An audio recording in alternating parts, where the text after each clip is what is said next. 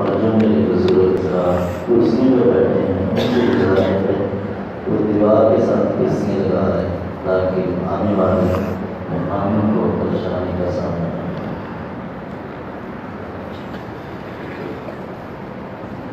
إن الحمد لله نحمده ونستعينه ونستغفره ونعوذ بالله من شرور أنفسنا ومن سيئات أعمالنا من يهده الله فلا مضل له ومن يضلل فلا هادي له وأشهد أن لا إله إلا الله وحده لا شريك له وأشهد أن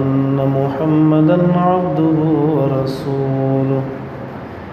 أما بعد فإن خير الحديث كتاب الله وخير الهدي هدي محمد صلى الله عليه وسلم وشر الأمور محدثاتها وكل محدثة بدعة وكل بدعة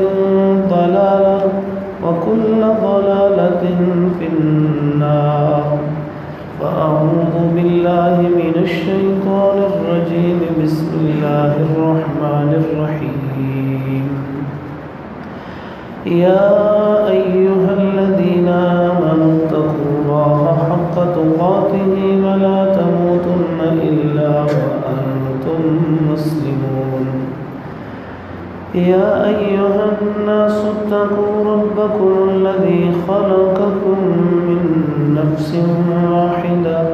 وخلق منها زوجها وبث منهما رجالا كثيرا ونساء واتقوا الله الذي تساءلون به والأرحام إن الله كان عليكم رقيبا يا أيها الذين آمنوا اتقوا الله وقولوا قولا سديدا يصلح لكم أعمالكم ويغفر لكم ذنوبكم ومن يطع الله ورسوله فقد فاز فوزا عظيما رب اشرح لي صدري رب اشرح لي صدري رب اشرح لي صدري ويسر لي أمري واحلل عقدة من لساني يفقهوا قولي اللهم تقبل منا صالح الأعمال وتجاوز عن سيئات أعمالنا قال تبارك وتعالى في كلامه المجيد فأعوذ بالله من الشيطان الرجيم بسم الله الرحمن الرحيم فاسألوا أهل الذكر إن كنتم لا تعلمون سوال کرو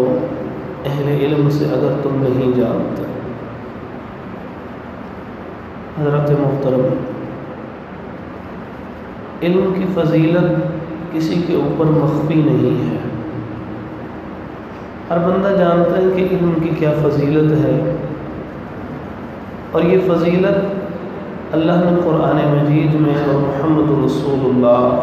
صلی اللہ علیہ وآلہ وسلم نے اپنے فرامین میں ذکر کی کہ علم والے اور بے علم برابر نہیں ہو سکتے، اور علم ایک ایسی چیز ہے کہ جب انسان اسے حاصل کرنے کے لیے نکلتا ہے تو اللہ رب العزت نے اپنی مخلوقات میں سے بہت سے مخلوقات کو اس کے لیے دعا پر لگا دی۔ فرشتے بھی اس کے لیے دعا کرتے ہیں، مچھلیاں بھی اس کے لیے دعا کرتی ہیں، آسمانوں پہ اڑنے والے پرندے بھی اس کے لیے دعا کرتے ہیں، اور اسی طرح اس کے لیے چونٹیاں اپنے بلوں میں بھی دعا کرتی ہیں۔ ہر ایک مخلوق اللہ کی اتنی کثیر تعداد میں اس علم والے کے لیے دعا کرتی ہیں کہ یہ چل کے جا رہا ہے۔ نبی پاک صلی اللہ علیہ وسلم نے ارشاد فرمایا کہ اللہ رب العزت اس کے لیے جنت کا راستہ بھی آسان کرتے چلے جاتا ہے۔ وہ صرف علم حاصل کرنے نہیں جا رہا، بلکہ اللہ رب العزت اس کے لیے جنت کا راستہ بھی آسان کر رہا ہے۔ جب اتنی فضیلتیں مل رہی ہوں تو پھر اس علم کو حاصل کرنے کے آداب بھی بہت زیادہ ہوتے ہیں۔ امام سفیان ثوری رحمہ اللہ ارشاد فرماتے ہیں کہ علم حاصل کرنے سے پہلے 20 سال علم حاصل کرنے کے آداب سیکھو۔ اس کا مطلب ہرگز یہ نہیں ہے کہ علم حاصل نہیں کرنا 20 سال تک، بلکہ اس کا مطلب یہ ہے کہ اہمیت بیان کر رہے ہیں کہ علم جس کا اتنا شرف اور اس کی اتنی عزت ہے کہ جس کی وجہ سے اللہ رب العزت کسی انسان کو اتنی فضیلت عطا فرما دیتے ہیں کہ نبی پاک صلی اللہ علیہ وسلم نے ارشاد فرمایا کہ ایک عالم کی فضیلت ایک عبادت گزار پر ایسے جیسے میری فضیلت تم لوگوں کے اوپر ہے۔ اور دوسری میں فرمایا کہ جیسے 14ویں کے چاند کی فضیلت باقی ستاروں پر ہوتی ہے، یعنی ان کی روشنی ماند پڑ جاتی ہے جب 14ویں کا چاند نکلا ہو۔ اتنی اہمیت والی چیز ہو تو اس کے ادب و آداب بھی اتنے ہی اہم ہوتے ہیں۔ تو اس کے کچھ آداب مختصر وقت میں آپ کے سامنے ترتیب سے ذکر کرتا ہوں تاکہ ہم ان آداب کو اختیار کر سکیں۔ سب سے پہلا ادب یہ ہے کہ اخلاص کے ساتھ دین کا علم حاصل کیا جائے۔ یہ سب سے پہلا ادب ہے علم حاصل کرنے کا، کہ اپنی نیت کی اصلاح کر لی جائے۔ نبی مکرم صلی اللہ علیہ وآلہ وسلم نے ارشاد فرمایا انما الاعمال بالنیات وانما لکل امرئ ما نوى۔ اعمال کا دار و مدار نیتوں پر ہے، اور انسان کو وہی کچھ ملے گا جس کی اس نے نیت کی ہوگی۔ تو اعمال یعنی طلب علم ایک عمل ہے، اس سے پہلے اس کی نیت درست کرنا ضروری ہے۔ نبی پاک صلی اللہ علیہ وسلم نے ارشاد فرمایا، 2 الگ الگ احادیث اور ان کا نتیجہ الگ الگ ذکر کیا ہے۔ فرمایا کہ کوئی شخص بھی علم اس لیے حاصل کرے کہ جس میں اس کی اللہ کی رضا شامل نہ ہو، بلکہ وہ لوگوں کے اوپر نہیں علماء کے اوپر فخر کرنے کے لیے کوئی چیز حاصل کرتا ہے۔ میں کوئی الگ سے بات تلاش کروں کہ جو علماء کی مجلس کے اندر بھی وہ بیان کروں تو لوگ کہیں یہ تو ہمارے علم میں بھی بات نہیں تھی ہے۔ نیت یہ ہو کہ میں نے لوگوں پہ نہیں بلکہ علماء جو ورثۃ الانبیاء ہیں ان پہ بھی فخر کرنا ہے اور لوگوں کو اپنی طرف متوجہ کرنا ہے اور جاہلوں کے اوپر رعب جھاڑنا ہے۔ اگر کسی شخص نے اس وجہ سے علم حاصل کیا، نبی مکرم صلی اللہ علیہ وسلم پہلا نتیجہ ارشاد فرماتے ہیں، فرمایا لم یجد عرف الجنت یوم القیامہ، جنت کے دن قیامت کے دن وہ جنت کے اندر داخل کیا ہونا اس کی خوشبو بھی نہیں پا سکے۔ اور دوسری حدیث میں ارشاد فرمایا کہ وہ شخص جو ہے اللہ رب العزت ایسے شخص کو کہ جو علماء پہ فخر کرنے کے لیے علم حاصل کر رہا ہو اور جاہلوں کے اوپر رعب جھاڑنے کے لیے اور لوگوں کو متوجہ کرنے کے لیے، یعنی اس میں حسن نیت نہ ہو، تو اللہ رب العزت اس کو قیامت کے دن جہنم کے اندر گرا دے گا۔ تو سب سے پہلا ادب یہ ہے کہ انسان اللہ کے لیے علم حاصل کرے۔ دوسرا ادب یہ ہے کہ علم جو ہے وہ نفع مند حاصل کرے۔ ایسا علم کے پیچھے مت بھاگے کہ جو اس کو زندگی میں کبھی نفع نہیں دے گا، کیونکہ نبی پاک صلی اللہ علیہ وسلم نے ارشاد فرمایا من حسن الاسلام المرء ترکہ ما لا یعنیہ، اچھے اسلام کی نشانی یہ ہے کہ وہ فضولیات کو چھوڑ دیتا ہے۔ اور نبی پاک صلی اللہ علیہ وسلم خود دعا کیا کرتے تھے کہ اے اللہ مجھے ایسے علم سے بچانا لا ينفع کہ جو فائدہ نہیں دیتا، جو ایسا علم ہو کہ جو انسان کی زندگی میں کوئی کام آنے والا نہ ہو، وہ انسان اس کے اوپر وقت ضائع نہ کرے، وہ طے کرے کہ علم وہ حاصل کرنا ہے کہ جو اس کو فائدہ دے۔ انسان کی زندگی میں بہت سے ایسے اوقات آتے ہیں جب انسان کے پاس کچھ وقت ہوتا ہے، وہ کچھ سیکھتا رہتا ہے اور وہ چیزیں سیکھتا رہتا ہے جس کو زندگی میں اس نے کبھی بھی پریکٹس نہیں کرنا ہوتا۔ یوٹیوب آ چکی ہے، سیکھنے کے لیے کوکنگ چینل بندے بھی دیکھتے چلے جا رہے ہیں اور وہاں پر اپنا وقت ضائع کر رہے ہیں۔ ایک صاحب کو دیکھا، وہ صرف کتنی دیر سے یہی دیکھ رہے تھے کہ گاڑی کو پنچر کیسے لگایا جائے۔ اب میں نے کہا حضرت اس علم کا آپ کو کوئی فائدہ ہو سکتا ہے؟ کبھی کہیں کوئی گاڑی خراب ہو جائے تو آپ نے خود یہ کام کرنا ہے۔ اپنے علم کو یعنی اپنی صلاحیتوں کو اس جگہ پہ مت لگائیں جس کا آپ کو فائدہ نہیں ہے، وقت ضائع نہ کریں۔ تو علم حاصل کرنے کا دوسرا ادب یہ ہے کہ نافع علم حاصل کریں، بے مقصد کاموں کے اندر وقت ضائع نہ کریں۔ ڈھیر سارا علم ہو انسان کے پاس دنیا کے معاملات کا بھی، اور اس کو اس کی ضرورت بھی کوئی نہ ہو تو بے ضرورت علم حاصل نہ کرے، اور ایسا علم نہ ہو کہ جو صرف اور صرف دنیا کی طرف لے کے چلنے والا ہے۔ نبی مکرم صلی اللہ علیہ وسلم نے اللہ رب العزت سے دعا کی، اللہم لا تجعل الدنیا اکبر ہمنا ولا مبلغ علمنا، اے اللہ یہ دنیا کا غم اور صرف اسی کا علم ہی میری زندگی کا مقصد نہ بن جائے۔ تو نافع علم حاصل کرنا چاہیے، بے مقصد اور فضول علم حاصل نہیں کرنا چاہیے۔ اس کا تیسرا ادب علم حاصل کرنے کا وہ یہ ہے کہ مجلس جو ہے، جو علم کی مجلس ہے، اس کے آداب کا خیال رکھا جائے۔ اس کے آداب کیا ہوتے ہیں؟ ایک مجلس ہوتی ہے کہ جہاں پر علم تقسیم کیا جا رہا ہوتا ہے، اس کے کچھ ادب و آداب ہوتے ہیں۔ جیسے نبی پاک صلی اللہ علیہ وآلہ وسلم نے اس مجلس کے شان کے متعلق ارشاد فرمایا کہ جس وقت آپ علیہ السلام مسجد نبوی میں داخل ہوئے تو کچھ افراد کو دیکھا وہ آپس کے اندر اللہ رب العزت کا تعارف، ذکر و اذکار اور ان کاموں میں مشغول تھے، اور کچھ افراد کو دیکھا کہ وہ آپس میں علمی مسائل پر مذاکرہ کر رہے تھے۔ نبی پاک صلی اللہ علیہ وسلم نے دونوں کی تحسین فرمائی، اور جہاں علم کی بات ہو رہی تھی وہاں جا کے آپ علیہ السلام بیٹھ گئے۔ اور یہ اتنی عظیم چیز ہے کہ جس مجلس کے اندر علم کی بات ہو رہی ہو، لوگ علم سیکھ رہے ہوں، اس کی شان یہ ہوتی ہے کہ آپ علیہ السلام نے ارشاد فرمایا کہ فرشتے اس کے اوپر پر بچھانا شروع کر رہے تھے۔ ایک فرشتے کا پر ہے، پھر دوسرے، پھر تیسرے، اور کرتے کرتے آسمان تک فرشتے ہی فرشتے ہوتے ہیں جو اس پوری محفل کو گھیرے ہوئے ہوتے ہیں۔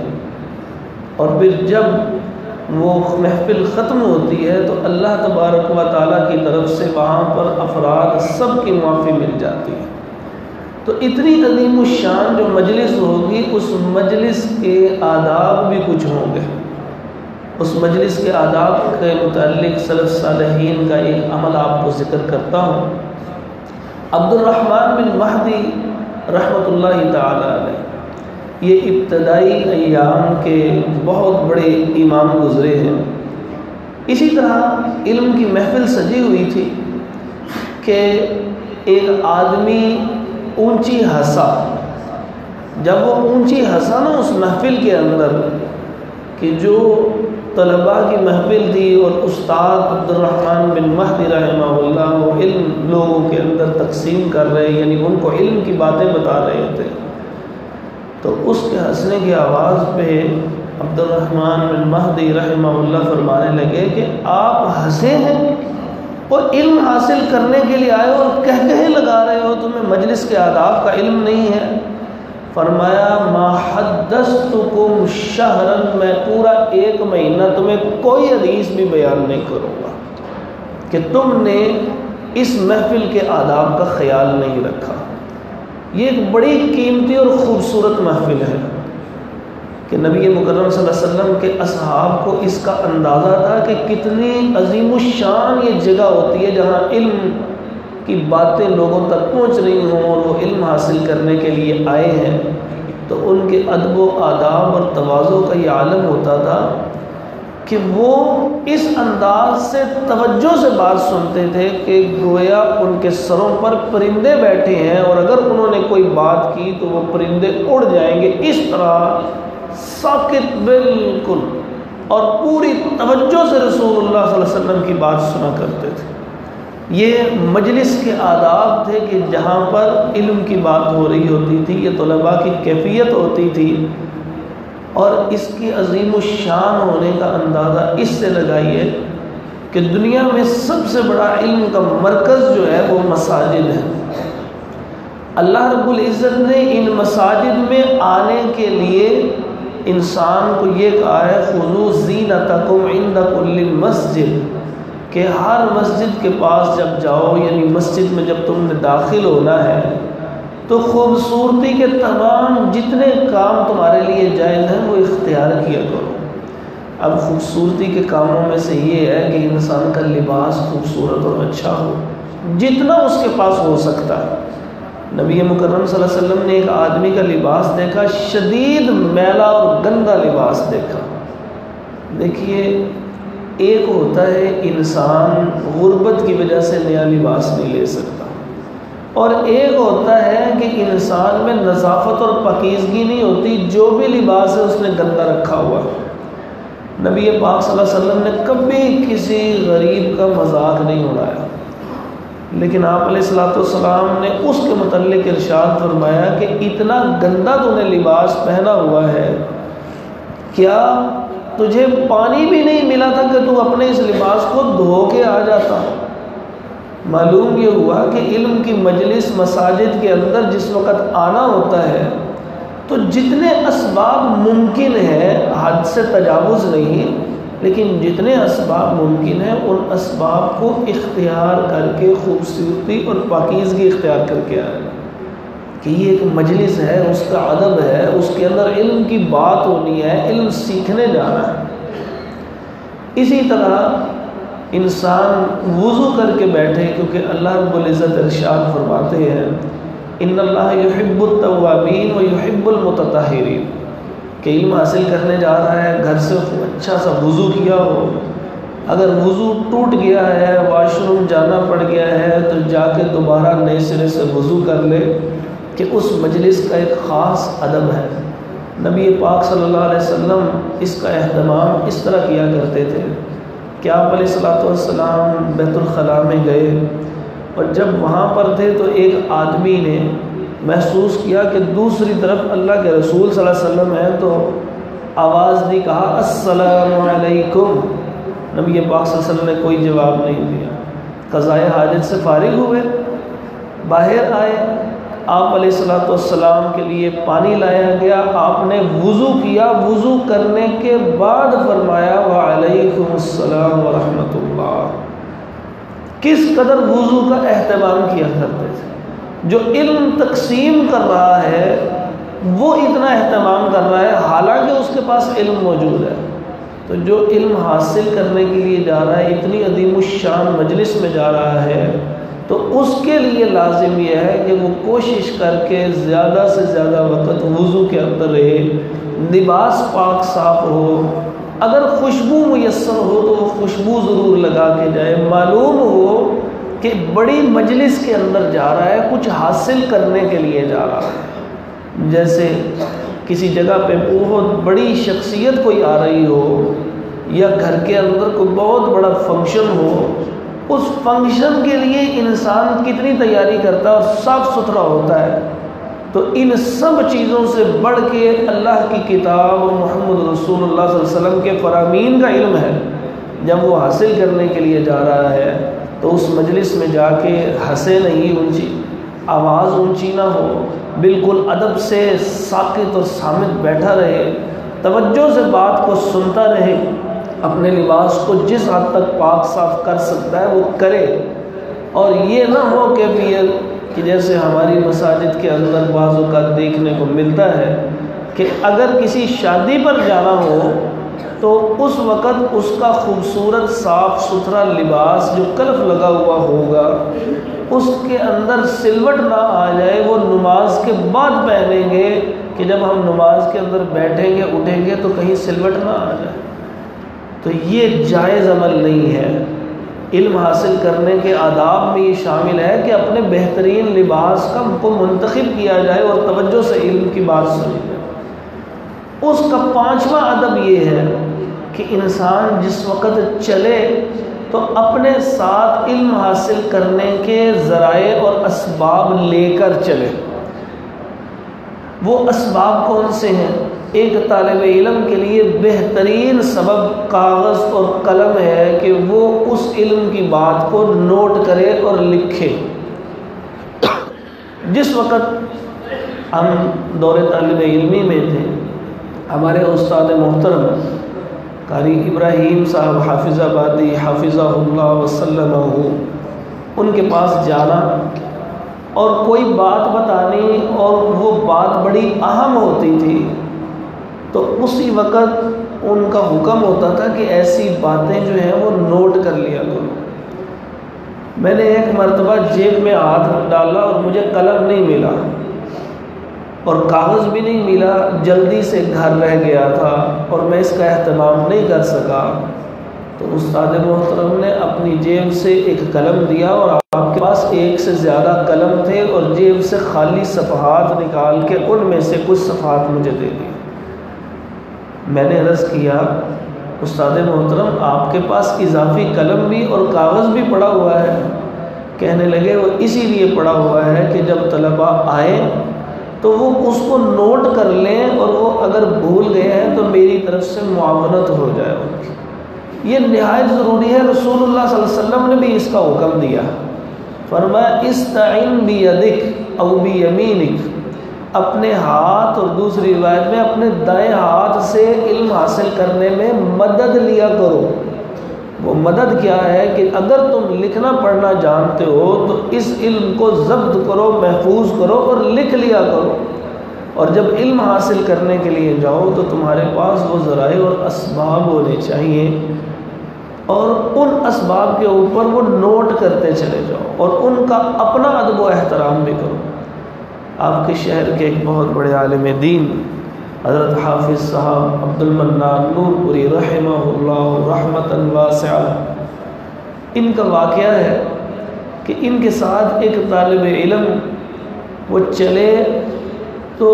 حضرت حافظ صاحب کے ہاتھ میں صحیح بخاری کا نسخہ تھا، درسی سائز کا، وہ ذرا بڑا ہوتا۔ وہ کہنے لگے بتانے والے کہ انہوں نے حضرت حافظ صاحب سے درخواست کی کہ یہ مجھے اٹھا لینے دیجئے کہ استاد کا ادب و احترام ہو سکے۔ حضرت حافظ صاحب کچھ پس و پیش کے بعد مان گئے، ان کو وہ دے دیا۔ انہوں نے وہ نسخہ پکڑا بخاری کا اور ایسے ہاتھ کو ایسے لٹکا کے جیسے پکڑ لیا انہوں نے مضبوطی سے۔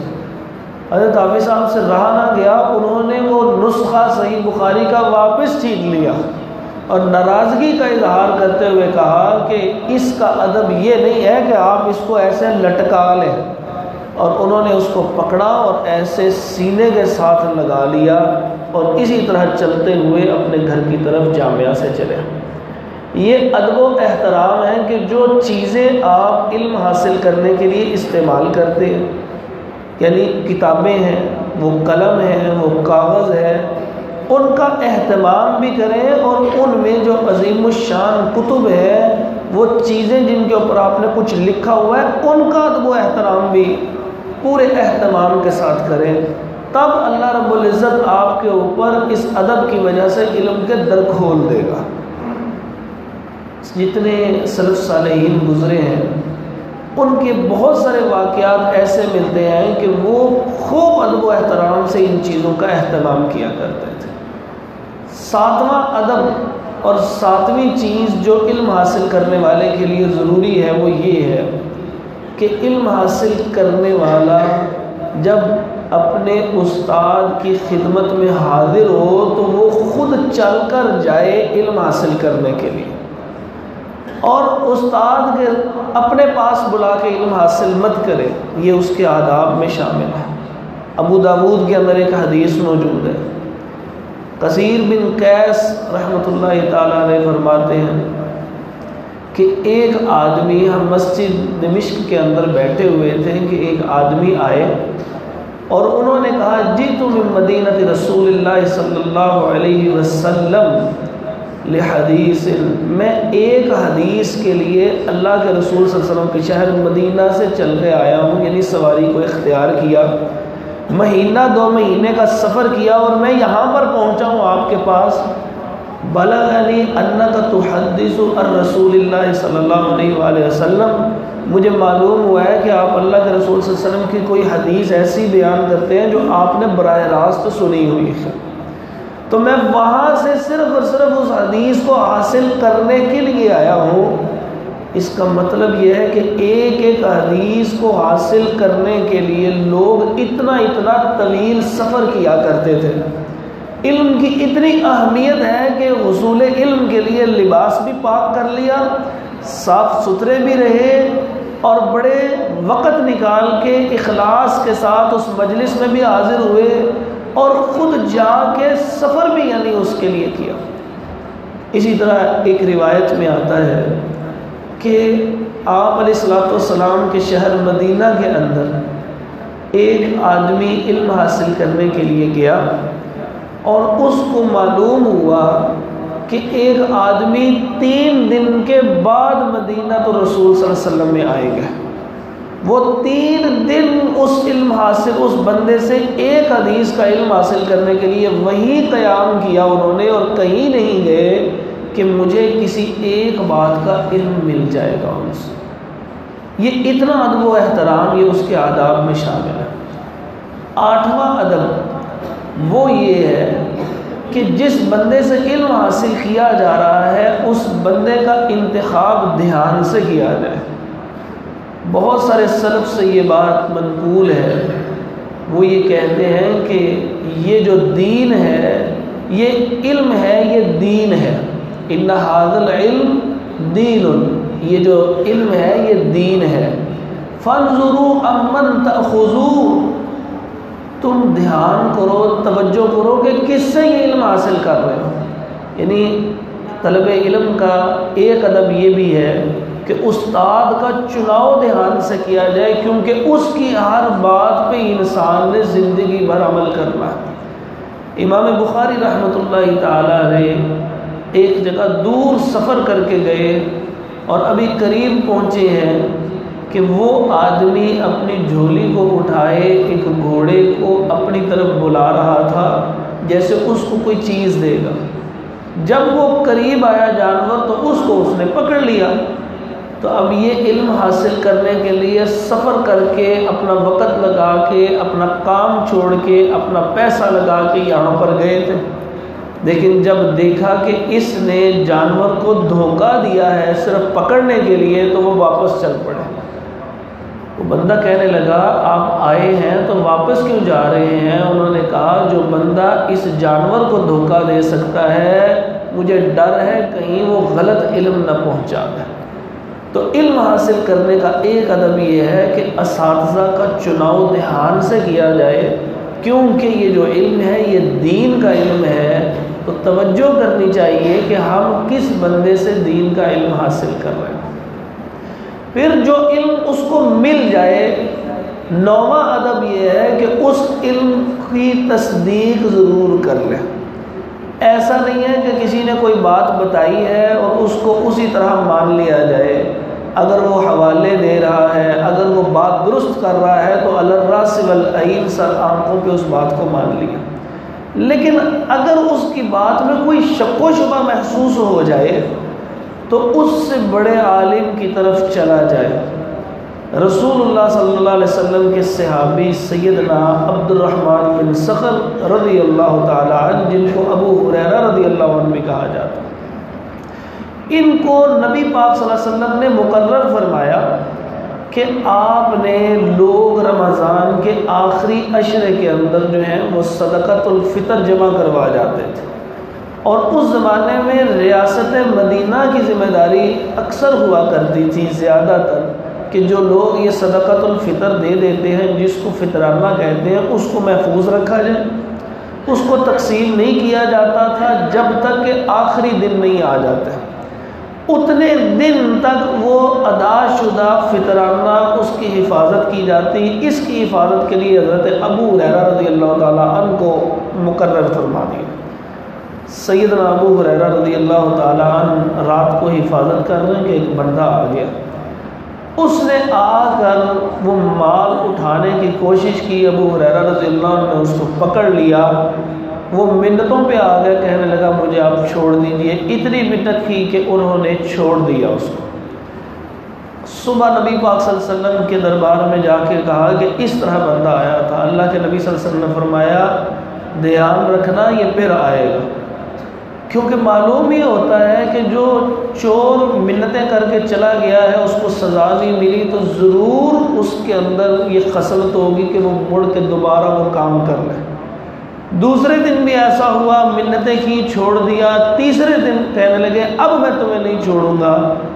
وہ کہنے لگا میں آپ کو ایک علم کی بات بتا دیتا ہوں، آپ اس بات کو اختیار کر لیں گے، کہیں کوئی چوری کوئی خرابی نہیں ہوگی۔ حضرت ابو ہریرہ رضی اللہ عنہ عرض کرنے لگے، فرمانے لگے بتاؤ کون سی ایسی بات ہے؟ وہ کہنے لگا کہ آپ آیت الکرسی پڑھ لیا کر۔ ابو ہریرہ رضی اللہ عنہ نے اس کو چھوڑ دیا، صبح رسول اللہ صلی اللہ علیہ وسلم کو جا کے بتایا، اس طرح وہ آیت الکرسی بتا کے گیا۔ اللہ کے نبی صلی اللہ علیہ وسلم نے فرمایا ہے جھوٹا تھا، بات سچی کر گیا۔ معلوم یہ ہوا کہ علم حاصل کرنے کا نوواں ادب یہ ہے کہ اگر کسی سے کوئی بات پتہ لگی ہے تو اس بات کی تصدیق کر لی جائے، اگر اس پہ اعتبار نہیں آ رہا تو اس کی بات کو مہم سمجھتے ہوئے اہم سمجھا ہے آپ نے، اس پہ عمل سے پہلے اس کی تصدیق کر لی جائے کیا یہ بات ایسے ہی ہے،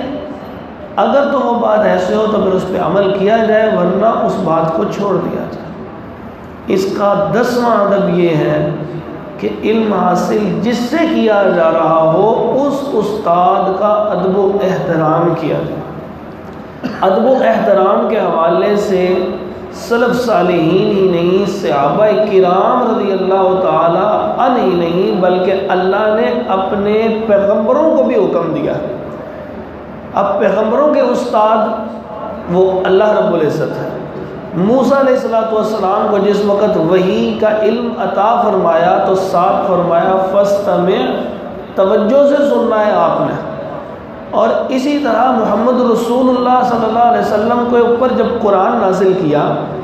تو ساتھ ان کو ایک ادب بتایا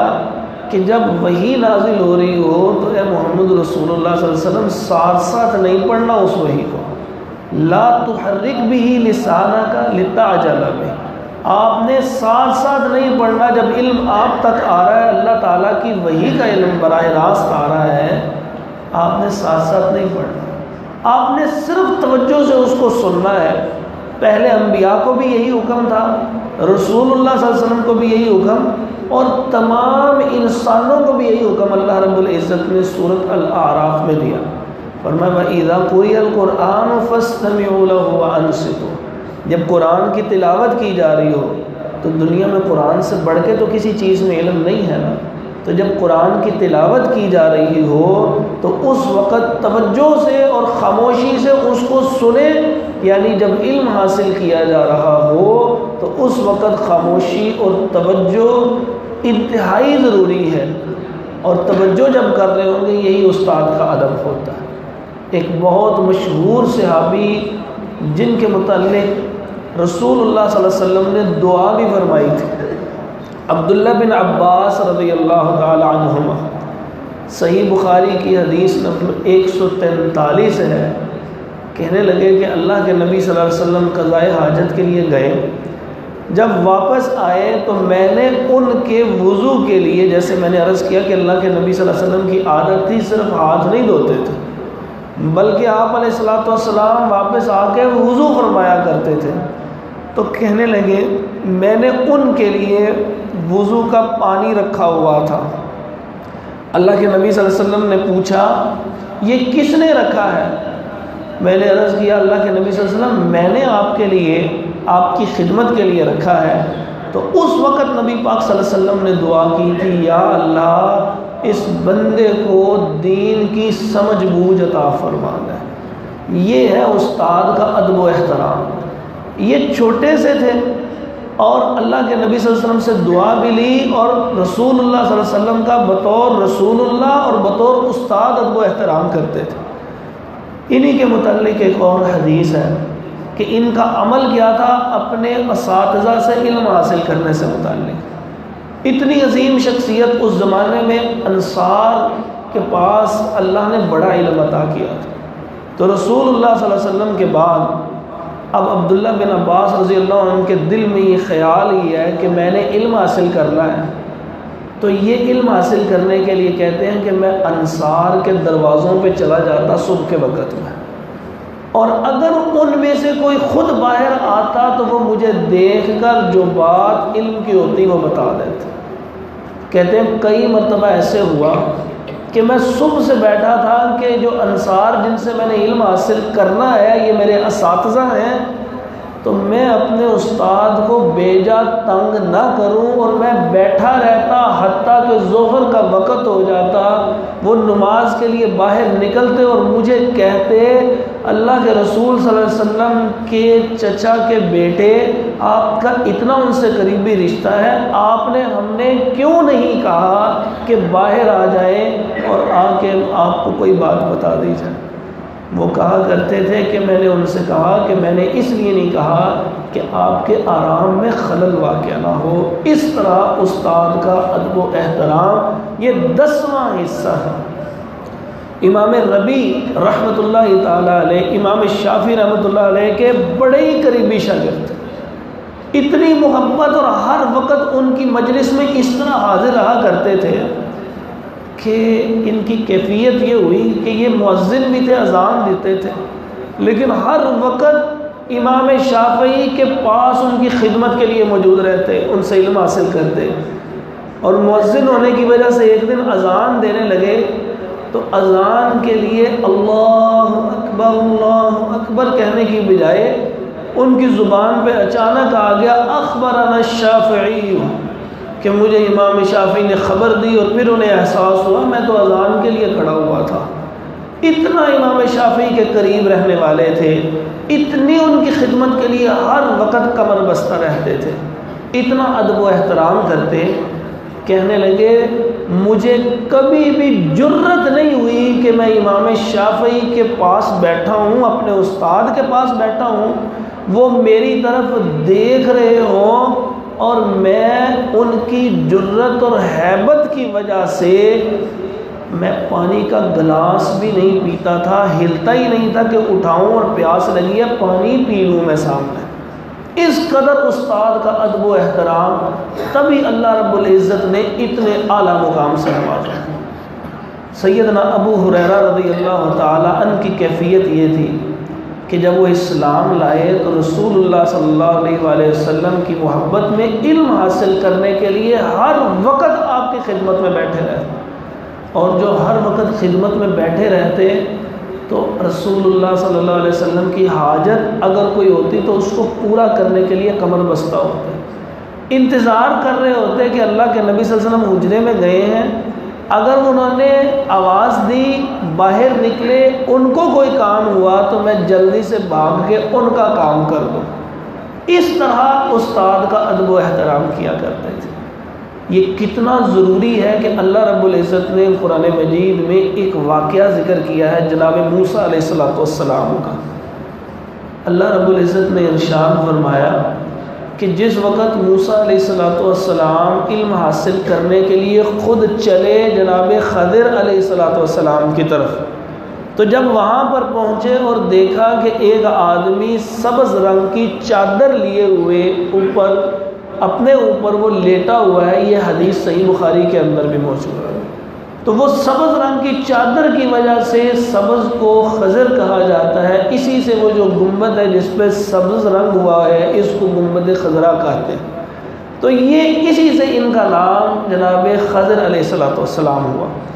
تو ان کے پاس گئے تو جا کے دور سے بڑے ادب سے، اتنے جلیل القدر پیغمبر ہیں کہ 5 بڑے پیغمبروں میں سے ایک ہیں جن کو اللہ نے ذکر کرنے کے بعد اولو العزم پیغمبر فرمایا،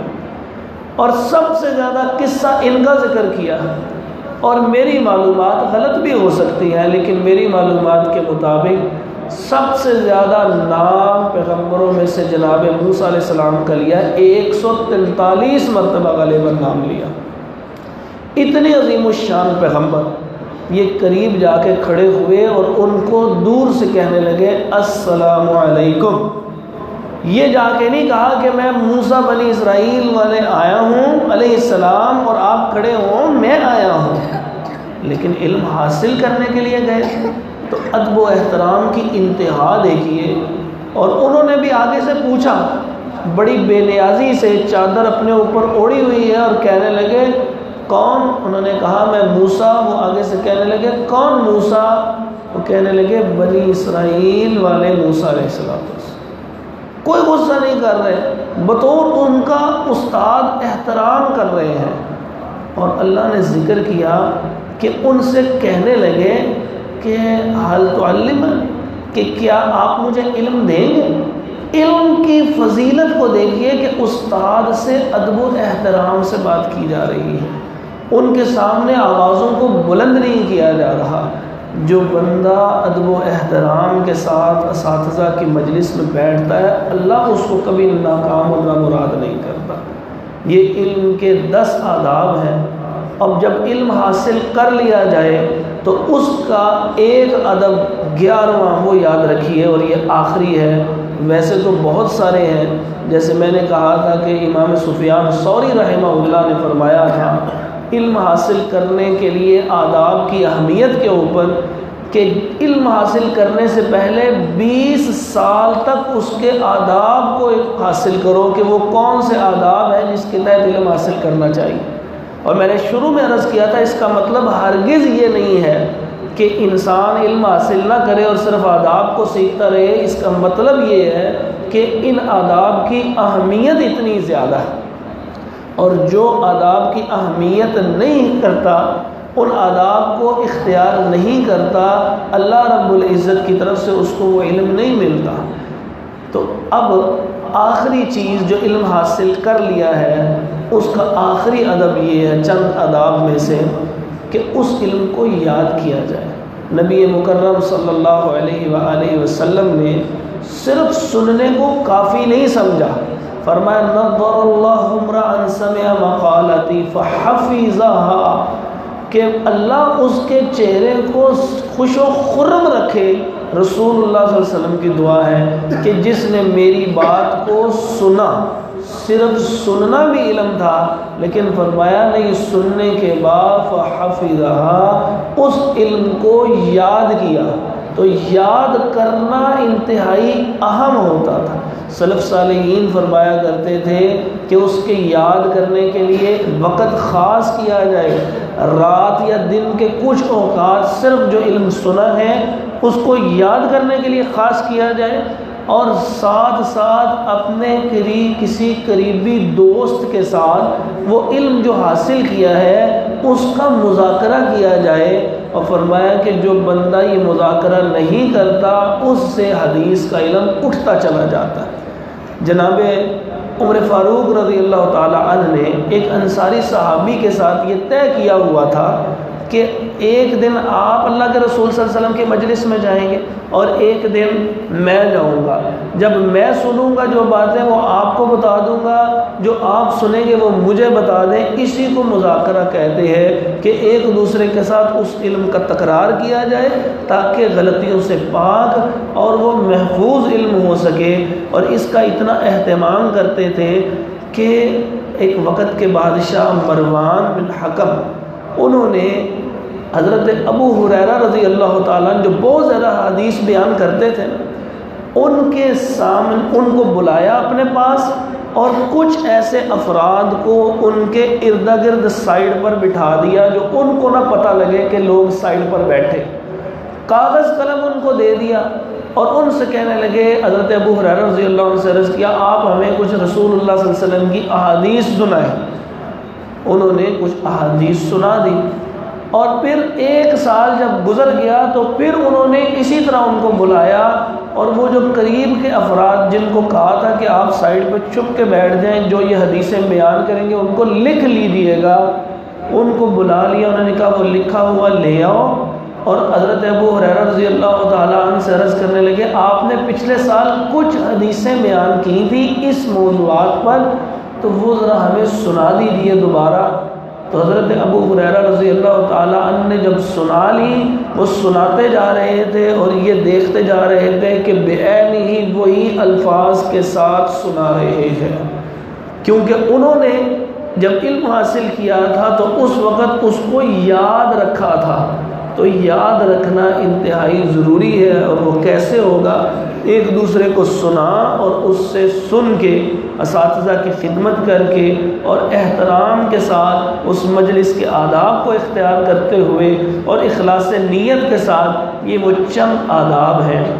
جو علم جیسی عظیم نعمت کو حاصل کرنے کے لیے ایک طالب علم کے لیے ضروری ہے۔ اللہ رب العزت ہمیں ان آداب کو اختیار کرنے کی توفیق عطا فرمائے، اللہ ہم سے راضی ہو جائے اور ہمیں حقیقی علم کا وارث بنا دے اور اس کے اوپر عمل کی توفیق عطا فرما دے، اس کی نشر و اشاعت کا اللہ ہمیں ذریعہ بنا دے، پھر اللہ ہمارے اعمال کو قبول فرماتے ہوئے جنت الفردوس میں اپنے پاک پیغمبر جناب محمد رسول اللہ صلی اللہ علیہ وسلم کا ساتھ نصیب فرما دے۔ اقول قولی ھذا استغفر اللہ لی ولکم ولجمیع المسلمین۔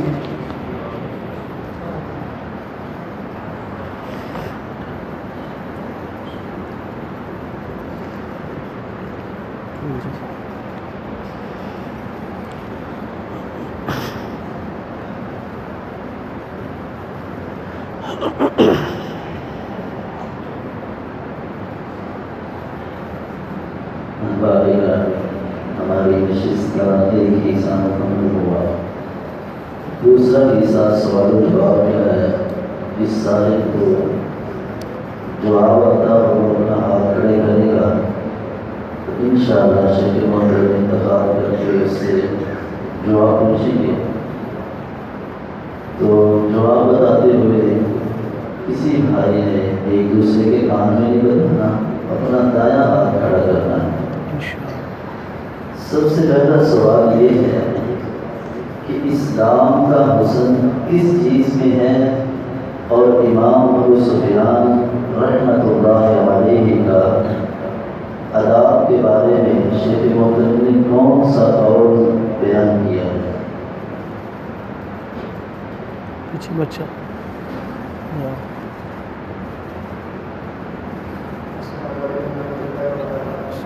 اسلام کا